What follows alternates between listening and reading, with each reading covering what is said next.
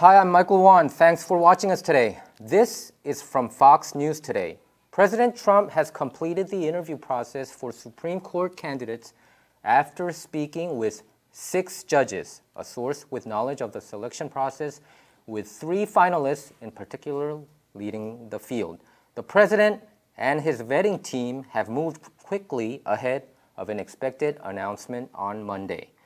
While liberal advocacy groups and others are gearing up for a major confirmation fight, Trump is charging ahead with an imminent decision to fill the seat of retiring Justice Anthony Kennedy and potentially move the court more solidly to the right. Trump has interviewed 6 candidates: appeals court judges Brett Kavanaugh, Raymond Kethledge, Amy Coney Barrett, Amal Thapar, Joanne Larson, and Thomas Hardiman. The interviews comprised 7 conversations, and Trump talked to one candidate twice. Seems like he likes somebody here. Multiple sources indicated Kavanaugh, Kethledge, and Barrett are currently the focus of attention. The president also had an additional phone call with Utah GOP Senator Mike Lee, though he was not included in the formal interview. It is reported that the Lee phone call was more in line with consulting who would make a good nominee. An intense pressure campaign is being waged on the sidelines by conservatives and liberal interests alike. Democrat-aligned groups are pressuring potential swing senators, especially moderate Republicans like Alaska's Lisa Murkowski and Maine's Susan Collins, to oppose Trump's eventual nominee, arguing in part that landmark decisions like abortion legalizing Roe v. Wade could be at risk. Supreme Court frontrunners' perceived views on abortion are being scrutinized. Conservative groups, meanwhile, have sought to sway the president's decision-making, including a whisper campaign against Kavanaugh over everything from his ties to the George W. Bush administration to a past Obamacare ruling. Some critics have claimed that 2011 case helped pave the way for the law's individual mandate to be upheld by the Supreme Court. Others say the criticism is unfounded, and Kavanaugh actually spoke out against the mandate. Kavanaugh remains very much in the running, however, while Kethledge's stock is said to be rising.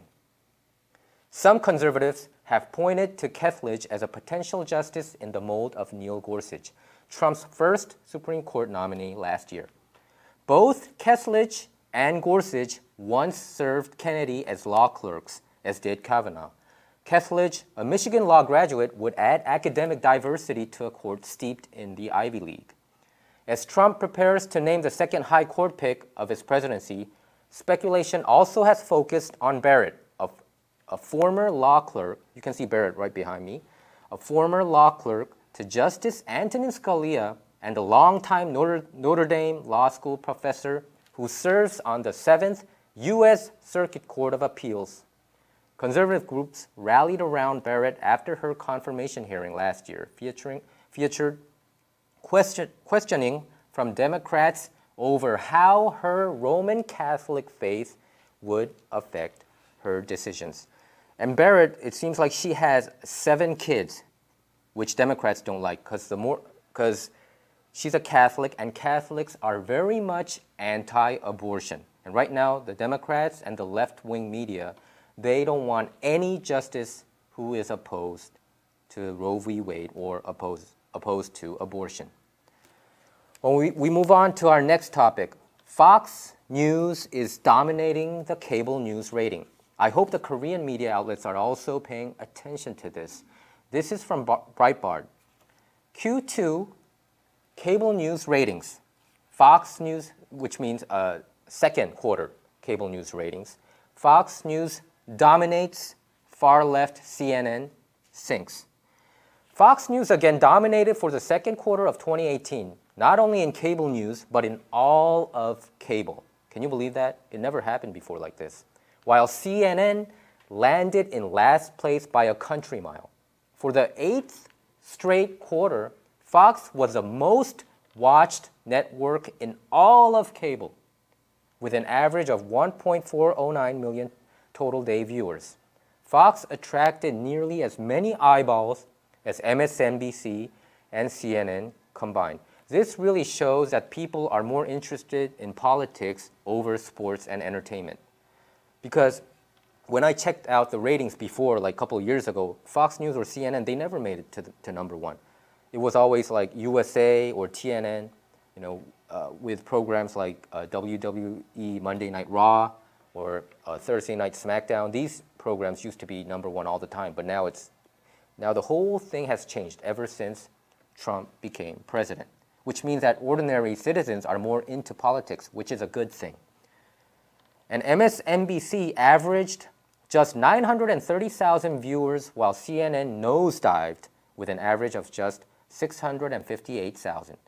During prime time, Fox snagged an average of 2.5 million viewers compared to MSNBC's 1.73 million. Well, MSNBC used to be less than 1 million, so 1.7 million is at least doing much better than before.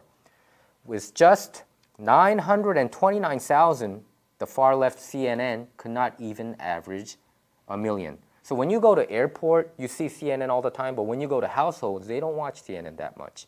And these days, I have been hearing that even in airports, they're switching to Fox News. And the prime time total viewers in the 25 to 54 age demo. 25 to 54 is very important because the advertisers care most about this age group. So Fox's Sean Hannity is again America's most popular cable news host. I really wish that the Korean media or other Asian media or European media get to watch Fox's Sean Hannity and see the other side of news, not just according to the New York Times or Washington Post or ABC, NBC, CBS, or MSNBC and CNN. Well, Hannity is America's most popular cable news host. It used to be always Bill O'Reilly, but everybody knows that he got fired last year. But right now, after the Bill O'Reilly era was over, he has been dominating cable news for 20 years, Bill O'Reilly. He was an exceptional commentator. But he got involved in some sexual harassment cases, so they canned him. So Bill O'Reilly is gone, and now Sean Hannity is the king of cable news. He has been averaging 3.4 million viewers. Any hope MSNBC's Rachel Maddow, who's a far-left commentator, any hope of Rachel Maddow of taking the crown appears to be fading. With 2.752 million viewers, she is number 2 in all of cable news, but far behind Sean Hannity. Fox's Tucker Carlson, he comes out at 8 p.m. Eastern Time and 5 p.m. here Pacific. Fox's Tucker Carlson and Laura Ingraham. Laura Ingraham is a newcomer in Fox. Tucker Carlson and Laura Ingraham are not far behind Maddow with 2.7 and 2.6 million viewers respectively. I interviewed Laura Ingraham a couple years ago, and just for your information, her brother works in South Korea. I think he works in the military. But anyway, also of note are the breathtakingly bad days CNN has had of late. Bad even for a perennial loser like CNN. On Monday, July 2nd, CNN averaged only 770,000 primetime viewers and 586,000 total day viewers, while Fox and MSNBC pretty much held their expected averages. So people have to know this. Many people in Asia, South Korea, Japan, China, or European countries, they think that CNN is the king of cable news, which is not. They have been pretty much nosedived into becoming a left-wing political hack propaganda channel. I mean, that's the truth. And they have been spreading so many fake news ever since Trump announced his presidency. So I wish that people get more woke about this. People need to know that Fox News is dominating. Get some news from there, not just from MSNBC and CNN and New York Times and Washington Post. You got to see the other point of view to get the whole picture. So Jake Tapper, Wolf Blitzer, and Erin Burnett all attracted fewer than 700,000 viewers. I do watch them, but I really don't watch them on a regular basis too, because too many fake news coming out from there. Anyway, CNN had a day nearly as bad on Tuesday, June 26th, with only 896,000 primetime viewers and 630,000 total day viewers. This was a day when Tapper, Blitzer's second hour, and Burnett could only attract 647,000 and 619,000 and 649,000 viewers, respectively.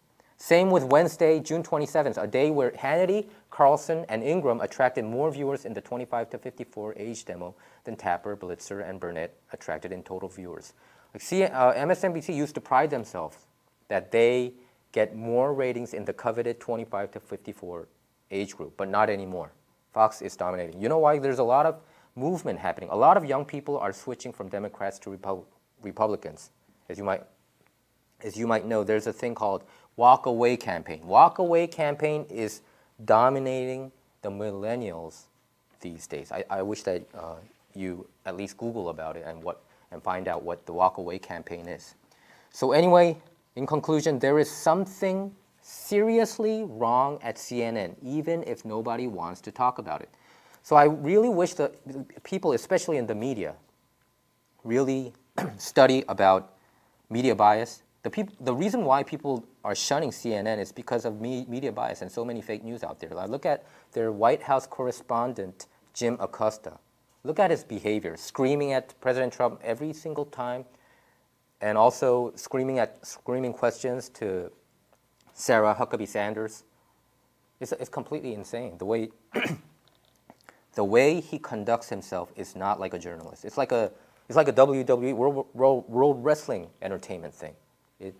That CNN has become such a joke that people started shunning it. Even people on the left, even my friends, my Democratic friends, most of them, they don't even watch CNN anymore.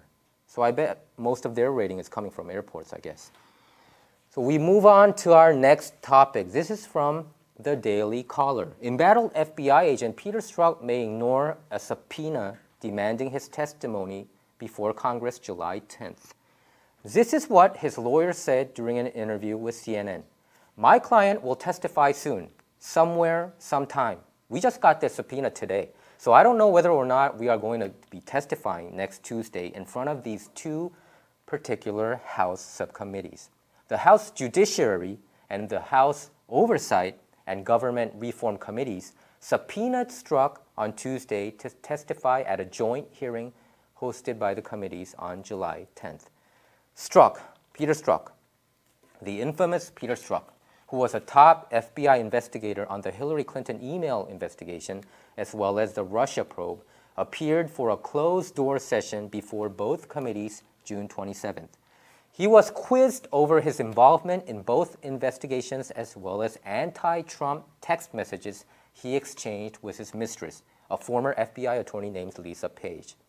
Strzok served on special counsel Robert Mueller's team until July 2017, when his text messages were found. Republicans have zeroed in on the text messages, saying that Peter Strzok's overt bias might have influenced his actions on the Clinton and Russia investigations. I think 100% it's true. That's my analysis. But anyway, Strzok told Page that we'll stop Trump from becoming president in one August 8th, 2016 text. Prior to the private session in late June, Goldman, who is Strzok's lawyer, offered Strzok up for a public hearing. You might have already seen it in CNN and Fox News that Peter Strzok was he decided voluntarily that he would appear in the hearing, but it seems he had a change of heart. The attorney retracted the offer over what he fears is a trap set up by House Republicans. In a statement issued to CNN on Monday, Goldman, who is Peter Strzok's lawyer, Goldman accused Republicans of having sharpened their knives against Strzok in the closed deposition in preparation for a public hearing.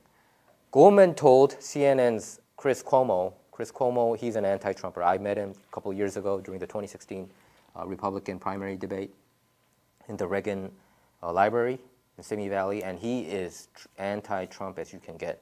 I mean, he portrays himself as somebody down in the middle, but he is not. His dad is governor of New York, so you might have already guessed that. So Goldman told CNN's Chris Cuomo on Tuesday he believes the House GOP inquiry is not a search for truth. This is what Strzok's attorney said. It is a chance for Republican members of the House to preen and posture before their most radical, conspiracy-minded constituents.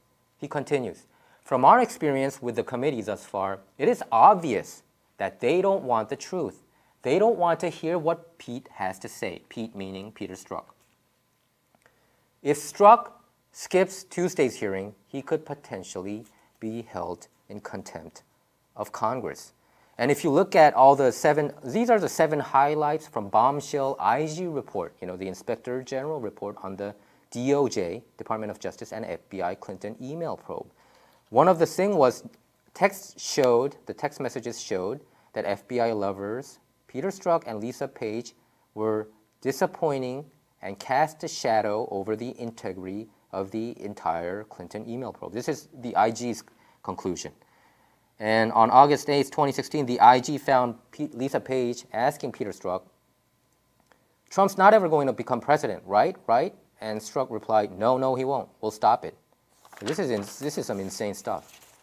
And they continued. And they were using an FBI phone. They weren't even using their private phone. So 3 additional unnamed FBI employees, including one lawyer who later worked on the Mueller probe, are under scrutiny for anti-Trump bias. These 3 lawyers are also having a huge problem right now. And unnamed agents called Trump supporters retarded and mocked them. And it seems like Peter Strzok also said when he went to Walmart in Virginia, I believe, he said he can even smell Trump supporters. What does that mean?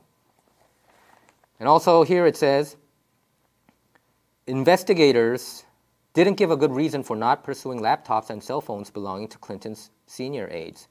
The IG asked investigators why they made no effort to obtain the personal devices that Clinton's senior aides were using at the State Department, since those devices were potential sources of Clinton's classified emails, or places where unauthorized classified emails were being stored. Something's really fishy here, huh? And also in response, officials on the probe claimed that the culture of mishandling classified information at the State Department was so pervasive that it made the quantity of potential sources of evidence particularly vast. A rationale that the IG implied was unconvincing because investigators could simply have obtained personal devices for a handful of key Clinton aides. How come they didn't? How come they didn't? Why are they so eager to get these information from the Trump people, but not from Clinton? Huh? And so far there is no evidence and there is no single evidence regarding the Trump-Russia collusion. There is none. It's just a pipe dream. And look at this. Despite Clinton connections, former Assistant Attorney General Peter Kadzik and former Deputy Director Andrew McCabe didn't fully recuse themselves. They should have. They should have. What if this happened to Trump? The IG report focused on two top investigative officials' connection to Hillary Clinton, ex-Deputy FBI Director Andrew McCabe and former Assistant Attorney General Peter Kadzik. Andrew McCabe got fired recently, and there is a reason why. The IG report said there was nothing wrong in his firing. And here it says that additionally, Peter Kadzik, the Assistant Attorney General working for Loretta Lynch at that time, who was the Attorney General at that time, here it says, additionally, Kadzik's decision to prove Clinton campaign chair John Podesta the schedule for a court-ordered release of some of Clinton's emails raised a reasonable question about his ability to act impartially on Clinton-related matters in connection with his official duties, even though it later became clear the information was public. Why did the FBI people or the Attorney General people, why did they have to tell Clinton campaign chair John Podesta the schedule for a court-ordered release of some of Clinton's emails? Why are they giving them heads up? Are they doing that to Trump? And look at this.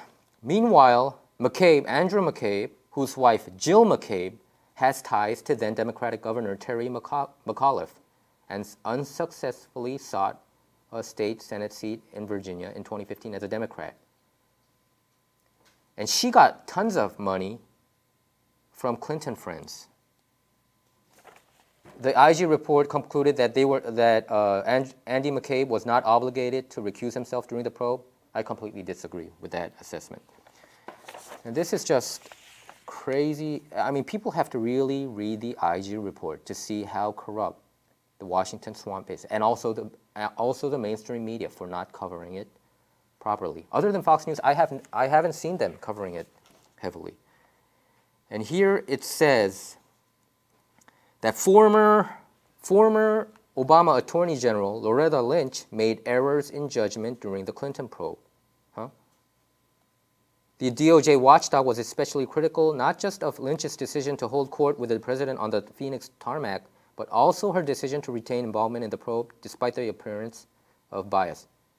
So this wasn't just a happenstance. One of the reports that came out recently, I think it came out from Fox News, it showed that this was a planned meeting. This was not just a coincidental meeting, which Bill Clinton and Loretta Lynch wants us to believe. It just isn't. And here the IG report also concludes that FBI agents' actions surrounding the DOJ FBI interview of Hillary Clinton were inappropriate and created appearance of bias. This is also some crazy stuff. Lisa Page, the special counsel to the deputy director to the FBI, sent messages to FBI Deputy Assistant Director Peter Strzok, ex-Deputy Director Andrew McCabe, and another FBI employee suggesting that the agency listen to this. The agency limit the number of people attending the critical in-person interview with Clinton. Why do you have to limit that number? As the investigation wrapped up. Did they do this to Paul Manafort?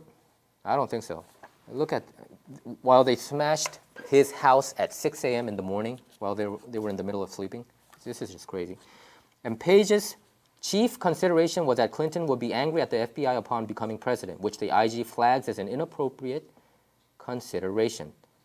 So they were worried that Clinton would become president and become angry at FBI because they investigated her in the first place. Can you believe this?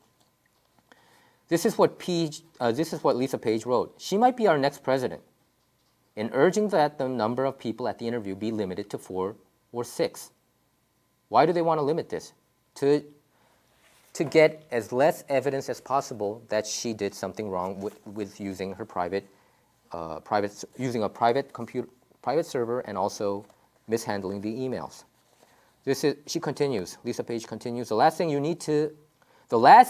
need us going in there loaded for bear.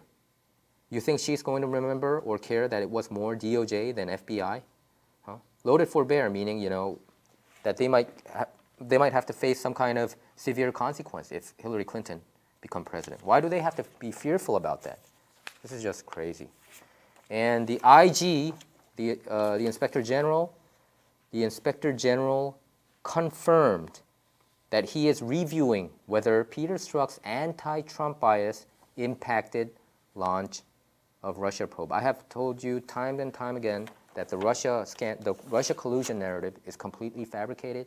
The Trump dossier is completely fabricated. The whole thing is fabricated. And I do believe that the FBI did spy Trump. They wiretapped Carter Page, who was a volunteer for the Trump campaign. And also, they planted spies in Donald Trump's campaign. Where is the outcry? Where is the outcry? Well, that's our show for today. Our show, Op-Ed Live, is not about left or right. It's about what's right or wrong. To stay up to date with our latest videos, make sure to subscribe to this YouTube channel by clicking subscribe. Thanks for tuning in.